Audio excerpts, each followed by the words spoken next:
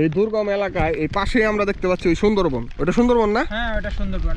ওই এরপরে এটা হলো লাস্ট গ্রাম বাংলাদেশের, তারপরে যা আছে সুন্দরবন একবার ইন্ডিয়া পর্যন্ত। তো বন্ধুরা দেখতে পাচ্ছেন এই যে আমার চারপাশে যা আছে সবই এই যে ঝুলন্ত বাড়ি। হাত দিলে তো কামড় দেবে। হাত দিলে আমার হাত তো ফিট করবে না, তারপরে যখন কামড় দেবে আপনারও ক্ষমা করবে না, আমারও করবে না। এই সব জায়গায় যখন আপনি ঘুরবেন তখন সিচুয়েশন আসবে আপনার জীবনে, ওই সিচুয়েশন অনুযায়ী আপনাকে পদক্ষেপ নিতে হবে। এই বাড়িতে প্রবেশ করি তখন এই মোটামুটি এই লেভেল পর্যন্ত পানি ছিল। ওই পাশে আমরা কিন্তু ভাই দেখতেছি ওই পাশে ওই যে সুন্দরবন। তাহলে আজকের ভিডিওটি খুবই ইন্টারেস্টিং হতে যাচ্ছে, কারণ আজকে আমি এসে পড়েছি খুলনা জেলার দাকব উপজেলার সুতারখালী ইউনিয়নের কলাবগি গ্রামে। এই গ্রামটি হলো সুন্দরবন। ওই পাশে দেখতে পাচ্ছেন সুন্দরবনের এরিয়া, আমার ওই পাশে ওই যে দূরে দূরে দেখতে পাচ্ছেন এই সুন্দরবন এরিয়ার মানে একদম পাশে যে গ্রামটি তাকে আর কি কলাবগি বলা হয়। মানে এই গ্রামের নামটা আর কি কলাবগি। এই গ্রামে বেশিরভাগ যে বাড়িঘর এসব ঝুলন্ত বলতে আর কি ভাসমান বাড়িঘর, কাঠের পাটাতন দিয়ে তৈরি করা। এবং এই বাড়ি ঘরে ম্যাক্সিমাম জেলেরা থাকে, মানে জেলে পরিবার, তারা কি আসলে মাছ মেরে জীবিকা নির্বাহ করে এরকম পরিবার। দেখতে পাচ্ছেন এই যে আমার পিছনে সব ঝুলন্ত বাড়িঘর। তো আজকে আমি আপনাদেরকে দেখাবো এই ভাসমান জীবনযাপন। বন্ধুরা দেখতে পাচ্ছেন টং ঘর, এই টং ঘরে আমরা আজকে রাতে থাকবো। ওই সুমন ভাই সোহেল ভাই বেরোচ্ছে টং ঘর থেকে। আর টং ঘরের যে বাইরে দেখতে পাচ্ছেন ঘাসের যে গুড়ি ফালানো, এর পিছনে একটি অন্যতম কারণ আছে, কারণ এখানে জোয়ার ভাটা হয়। আমরা সকালে যখন এই বাড়িতে প্রবেশ করি তখন এই মোটামুটি এই লেভেল পর্যন্ত পানি ছিল, এতটুক পানি ছিল। এখন কিন্তু সেই পানি নেই, দেখেন সেই পানি শুকিয়ে গেছে, কারণ এখন ভাটার সময়। কিন্তু কালকে সকালে আবার ঠিকই দেখা যাবে পানি এসে পড়েছে, যে কারণে তাদের এই দেখুন ঘরের অবস্থা, এত বড় বড় মানে উঁচু উঁচু করে ঘর দেওয়া তাদের, দেখতে পাচ্ছেন। তেমনি আমরা আজকে ভিন্ন রকম একটি অভিজ্ঞতার শিকার হতে যাচ্ছি, কারণ টং ঘরে এর আগে কখনো আমরা থাকিনি, আমাদের কখনো থাকা হয়নি টং ঘরে, বা এরকম উপকূলীয় অঞ্চলে এরকম একটি ঘরে থাকবো সেটা কোনোদিন কল্পনাও করিনি। এই যে পিছনে বাড়ি থেকে উঠলাম আমি মাত্র, উঠার পরেই এই যে দেখছেন সামনে এই যে এত সুন্দর একটি ভিউ।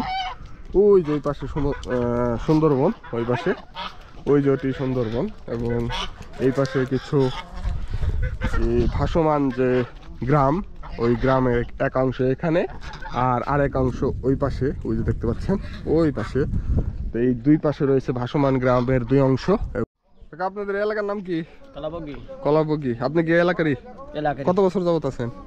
জন্ম থেকে শুরু করে এই পর্যন্ত। জন্ম থেকে শুরু করে এই পর্যন্ত। তাহলে আপনারা এই জোয়ার ভাটা সবসময় দেখেই যাচ্ছেন? জোয়ার ভাটা দেখে যাচ্ছেন। তো বন্ধুরা দেখতে পাচ্ছেন এই যে আমার চারপাশে যা আছে সবই এই যে ঝুলন্ত বাড়ি, মানে ভাসমান বাড়ি। এই খুঁটি দিয়ে দিয়ে পানির উপরে দাঁড় করিয়ে রেখেছে তারা। আর এই এলাকায় যত বাড়ি আছে সবই এরকম ভাসমান বাড়ি আমরা দেখতে পাচ্ছি। তো আজকের ভিডিওতে আমি আপনাদেরকে দেখাবো যে এই সকল বাড়ির লোকজন কিভাবে এখানে বসবাস করছে। বন্ধুরা দেখতে পাচ্ছি ভাইকে, ভাই মনে হয় বাজারে মাছ বিক্রি করে আসলেন। জি, মাছ বিক্রি করে আসলাম। কি মাছ নিয়ে গেছিলেন? এই বাগদা, রেনু, ছোট মাছ, বাগদার পোনা, রেনু পোনা, ছোট ছোট নদীতে যেগুলো মারে। ও এগুলো বিক্রি হয় ছোট মাছ? হ্যাঁ এগুলো বিক্রি। এগুলা কিনে কি করবো, খাইবো মানুষ? না, এইগুলো মাছ প্রথম ছোট থেকে আপনার ঘেরে ছাড়া হবে, তারপর আপনার গেট থেকে সেই মাছ বড় হবে, এই মাছ বাজারজাত হবে বিদেশে রপ্তানি। মানে এখানে কি তাহলে এই মাছই বেশি পাওয়া যায়? হ্যাঁ এই মাছই বেশি পাওয়া যায়। এই দুর্গম এলাকায় এই পাশেই আমরা দেখতে পাচ্ছি ওই সুন্দরবন। ওটা সুন্দরবন না? হ্যাঁ ওটা সুন্দরবন। ওই এরপরে এটা হলো লাস্ট গ্রাম বাংলাদেশের, তারপরে যা আছে সুন্দরবন একবার ইন্ডিয়া পর্যন্ত।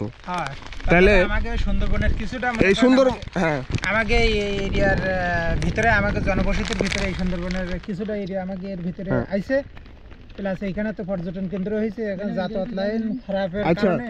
পর্যটন কেন্দ্র হয়েছে না হবে না কি আপনারা কি আশা করেন? এটা নিয়ে আপনাদের কি পরিকল্পনা কি এরপরে, যে আশা কি পরিকল্পনা? এখানে রাস্তাঘাটের অবহেলিতর কারণে বাইরের বিভিন্ন জায়গার লোকজন এখানে আসতে পারে না, অবহেলিতভাবে মনে করেন পুড়ে আছে। এখন যেভাবে এই রাস্তাঘাটগুলো ভালো হয়, আমরা সেইভাবে আমাদের সরকার সহ আমাদের এই আপনারা যে এই সাংবাদিক ভাইরা আইছেন, সেই আপনাদের কাছে দাবি যাতে আমাদের এই পর্যটন কেন্দ্রটা ভালোভাবে চালু হয়। এইখানে নদী উপকূলীয় এলাকা কিছু কিছু নিরীহ এলাকার লোকজন আছে, তারাও যেন এই পর্যটন এলাকায় এইখানে কাজকাম করে তারা খাতি পারে, তারা চলতে পারে। এই দেখুন কাঁকড়াটি কিন্তু ক্যামেরায় দেখে মনে হচ্ছে খুব ছোট, কিন্তু এটি আসলে অনেক বিশাল বড় একটি কাঁকড়া। এই যে সে বেঁধে রাখছে ভাই, ভাই হাতে ওঠান তো একটু দেখি, হাতে ওঠানো যাবে না? যাবে তো। এই যে কাঁকড়া উঠাইলেন, ভয় পাইলেন না যে হাতে যদি কামড় দেয়? তো অভ্যাস হয়ে গেছে, হয়তো অবশ্যই।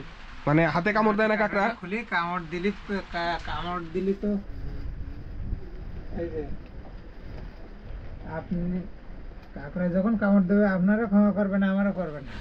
মানে কামড় দেয় তো? কামড় খাইছেন কখনো? কামড় তো খাইছি, কাঁকড়ার ব্যবসা করি, কামড় খাই না? কি করে কামড় লাগলে কেমন লাগে? ওরে বাবা, কামড় লাগলে মিষ্টি লাগে, তখন রক্ত আসে, জ্বালা করে। বিষ আছে কাঁকড়ার কামড়ে? কাঁকড়ার কামড়ে বিষ তো অবশ্যই। ওই হালকা পাতলা লবণ দিয়ে ডলার দিয়েছি, দিয়েছেন? হ্যাঁ হ্যাঁ। আপনি হাত দিতে পারেন এর মুখে? হাত দিলে তো কামড় আরে দেবে। হাত দিলে আমার হাত তো ফিরিত করবে না। কামড় দিয়ে ভালো। হ্যাঁ, আমার ফাঁকা বালিও কামড় দেবে। এই কাঁকড়া মনে করেন এইভাবে হচ্ছে আমরা, তাহলে ধরেন কেমনে? ধরার সময় ওই যে চিমটি আছে, চিমটি দিয়ে ধরি। ও চিমটি দিয়ে ধরেন? এই ও পিছন সাইড থেকে ধরলে আর কামড় দেয় না? ভিডিও করতেছেন? হ্যাঁ হ্যাঁ। এই কাঁকড়ায় ধরলাম, এই কাঁকড়া সহজে না বলি, এই কাঁকড়া বিদেশে যায়, এই কাঁকড়া যায় মালয়েশিয়া, এই কাঁকড়া যায় সিঙ্গাপুর, কাঁকড়া যায় বিদেশে যায়? হ্যাঁ। জীবিত থাকে না, মরে যায় যেতে যেতে? না না, মরে না। ওই যে জ্যান্ত প্যাকেটে ঢাকায়, এখান থেকে মাল যাবে ঢাকায়। মানে- মনে করেন এই মালটার হচ্ছে বর্তমান রেট আছে, আমাদের ঘর মালিকেরা দিচ্ছে 450 টাকা কেজি। কেজি? হুম। 1 কেজি? আমার 1 কেজি। এই মালের আবার এক ধরনের মাল আছে, এই পরিষ্কারটা 680 টাকা কেজি। একদিনে কয় কেজি মারতে পারেন? অন্য দিন আছে, একদিনে হচ্ছে 4 কেজি পায়, 5 কেজি পায়, কিন্তু মালের সাইজের কাছে হচ্ছে নির্ভর। এমন কাঁকড়া আছে 1 কেজি কাঁকড়া আছে 100 টাকা রেট, আবার রেট আছে 1 কেজি কাঁকড়া রেট 500 টাকাও আছে, সর্বনিম্ন 100 টাকা রেট, সর্বনিম্ন 1 কেজি কাঁকড়ার রেট আছে 100। তো দেখেন চারপাশে সম্পূর্ণ বৃষ্টি। এখন সুন্দরবনের পাশে দাঁড়িয়ে আছি আমি এখন। তো আমি একটা জিনিস চাইতেছি, যেটা সেটা হলো সুন্দরবনে আসছি এই কুমির দেখার জন্য। খুবই মনটা আমার আগ্রহ বেড়েই চলছে। তো ভাই কি কন, আমাদের সাথে রুবেল ভাই চলে আসছে। ভাই কি ভাই কুমিরের দেখা কি সম্ভব পাওয়া? আসলে নিবিড় এই এরিয়াতে তো কুমির থাকে না, হ্যাঁ। এখানে অসম্ভব ব্যাপার। সুন্দরবনের অন্য তীর যেখানে ওই তোমার হচ্ছে সমুদ্র টানেল মিলছে, ওইখানে আমরা শুনেছি কুমির আছে, তাহলে এখানে পাওয়া যায়। এলাকার মানুষ যা বললো এখানে আসছে কুমির, ওটা হচ্ছে ওই যে জোয়ার ভাটার যে সময়টা চলে, হ্যাঁ। ওই জোয়ার ভাটার সময় কোনো সময় আসতেই পারে, যেহেতু সুন্দরবনের পাশে পাশ ঘেরা সেক্ষেত্রে ওই আসতেই পাশে পারে। আমরা কিন্তু ভাই দেখতেছি ওই পাশে ওই যে সুন্দরবন। তাহলে এখন কুমিরকে একটা আশা করা যায়, আমরা দেখবো এরকম কিছু একটা এটা কিছু। ভাগ্যের ব্যাপার, ভাগ্যের ব্যাপার। আমার তো ভাই প্রচুর আগ্রহ কুমির দেখার জন্য। আগ্রহ থাকলে তো চলবে না, ভাগ্যের ব্যাপার। আচ্ছা দেখি, দেখা যাক আমরা কুমির দেখতে পাই কিনা এবং আপনাদেরকে দেখাতে পারি কিনা।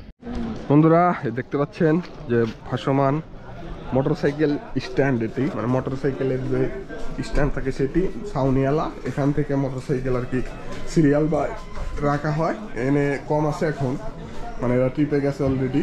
মানে এখান থেকে আর কি সিরিয়াল বাই বের করে করে ট্রিপে যাওয়া হয় মোটরসাইকেল। এই জায়গার লোকেরা সাধারণত মোটরসাইকেলে ব্যবহার করে। এই যে এই মোটরসাইকেলটি মনে হয় কোনো এক ট্রিপে যাবে এখন, বের হয়েছে। বন্ধুরা আমরা দেখলাম যে চকচকা আবহাওয়া, রোদের আলো এবং আকাশে কিছু কালো মেঘ ছিল, কিন্তু এইরকম নিমিষেই 1 সেকেন্ডের মধ্যে যে এরকম একটা পর্যায় হয়ে যাবে সেটা আমরা ভাবতে পারিনি। এখন আমরা একটি দোকানে আশ্রয় নিয়েছি, মানে পরিত্যক্ত দোকান বলা চলে। দেখুন বাইরে নিমিষের মধ্যে কি অবস্থা, বৃষ্টিতে সম্পূর্ণ ভিজে যাচ্ছি। এখানে উন্মুক্ত ছিল, এখন আমরা এই যে দেখেন এটা দিয়ে পেলা দিয়ে এখানে দেখেন এখানে এটা বাজাইছি, পুরাটা খোলা ছিল, ভিজা যায়, কি করবো, উপায় নাই যে কারণ এটা করছি। আবার এইখানে আবার এটা দিচ্ছি, কারণ ওই পাশে গ্যাপ আছে ফাঁকা, আপনাদের দেখাই, ওই দেখেন ফাঁকা, ওই ফাঁকা দিয়ে পুরা ভিজে যায় আমরা। এখন কি করবো, উপায় নাই। এর লিগে এই দরজা ছিল পরিত্যক্ত আরেকটা, এই দরজা দিয়ে এখানে আমরা যাই হোক মানে প্রাথমিক যে শেল্টার, সেই প্রাথমিক শেল্টারটা আমরা এখানে তৈরি করেছি। মানে এইসব এলাকায় ঘুরলে আর কি, এইসব যে প্রত্যন্ত অঞ্চল, এইসব এলাকায় ঘুরলে একমাত্র এরকম যে জীবনে যে কোনো সময় যে কোনো পরিস্থিতি আসতে পারে, আর সেটা কিভাবে মোকাবেলা করতে হয় সেটা আর কি শিক্ষা পাওয়া যায় এইসব এলাকা থেকে। আর যদি ঘরে বসে থাকেন আপনি, এই শিক্ষা কখনোই পাবেন না। এটা একমাত্র প্র্যাকটিক্যালি মাঠে নামার পরে পাওয়া যায়। মানে এইসব জায়গায় যখন আপনি ঘুরবেন তখন সিচুয়েশন আসবে আপনার জীবনে, ওই সিচুয়েশন অনুযায়ী আপনাকে পদক্ষেপ নিতে হবে। তো আমরা এটা একটি বিশাল ই করলাম, মানে নিজেদের আশ্রয় নেওয়ার জন্য নিজেদের তাগিদেই আমরা এখানে 2 জন মানুষ আছি মাত্র, আর কেউ নেই। আশেপাশে দেখতে পারেন আর কেউ নেই। এখন আমরা পুরো বৃষ্টিতে আটকা পড়ে আছি। বের হয়েছিলাম ওই যে যারা মাছ মারেন, ভাসমান যারা আর কি জনজীবন করেন, তাদের নিয়ে ভিডিও করার জন্য, কিন্তু বৃষ্টিতে আটকা পড়েছি। দেখা যাক কত দূর পর্যন্ত বৃষ্টি থামে। বন্ধুরা এই দেখুন, আমরা কথা বলতে বলতে রোদ উঠে গেছে পিছনের আকাশে। ওইদিকে হইলো পূর্ব, এইদিকে পশ্চিম। পশ্চিম আকাশে অলরেডি রোদ উঠে গেছে দেখুন, কিন্তু বৃষ্টি ঠিকই হচ্ছে, মানে শিয়ালের বিয়ে হচ্ছে। আমরা গ্রামে যারা থাকি তারা কিন্তু শুনছি যে বৃষ্টি আর রোদ একসাথে উঠলে শিয়ালের বিয়ে হয়। এই অঞ্চলে শিয়াল আছে প্রচুর, সুন্দরবন ওই পাশে, সুন্দরবনে শিয়াল আছে, হরিণ আছে, অনেক কিছু আছে। ওটা আমরা পরের ভিডিওতে দেখাবো। আজকে আমরা শুধু এই যে ভাসমান জীবন, এই জীবন নিয়ে এই ভিডিও করব। তো রোদের একটু দেখা পাচ্ছি আমরা, দেখা যাক বৃষ্টি থামুক। এরপর এই রোদ যদি ভালো মতো উঠে আমরা আবার সেই জেলেপল্লী বলতে আর কি, ভাসমান জেলেপল্লী, যেটা মানে যারা ভাসমান যে ঘরে জীবনযাপন করে তাদের গিয়ে আমরা দেখবো।